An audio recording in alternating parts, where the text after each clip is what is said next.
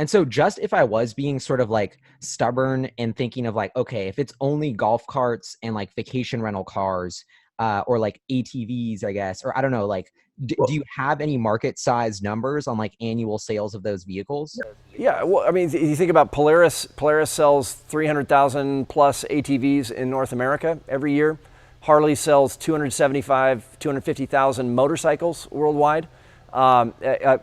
A modestly successful golf cart, which, and again, a golf cart is very limited in terms of the number of roads that it can go on.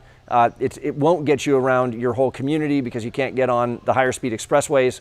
The Arcimoto as a motorcycle can go on all of the roads. But a very modestly successful golf cart is 10,000 plus units a year. And 10,000 units a year of an Arcimoto actually builds a very successful business. 200 million plus in revenue.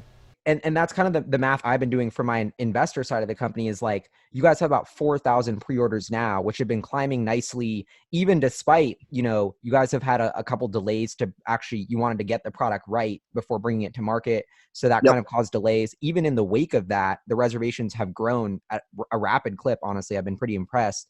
And they represent only 4,000 or 4,000. It's a lot, but I'm saying only 4,000 in terms of that 10,000 sold of just a golf cart or 100,000 of just a motorcycle. But that 4,000, 70 million in revenue.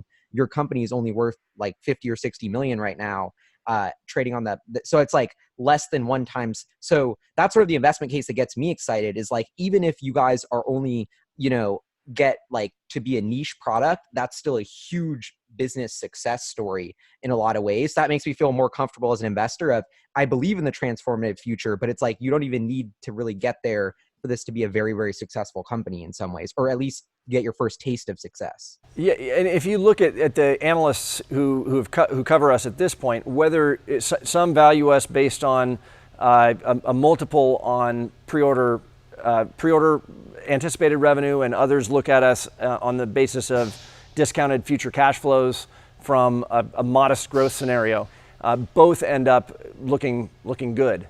So even if you don't buy the notion that our market is absolutely everyone and we're going to take over the entire world, just simply building a good niche product that's a high quality product that people.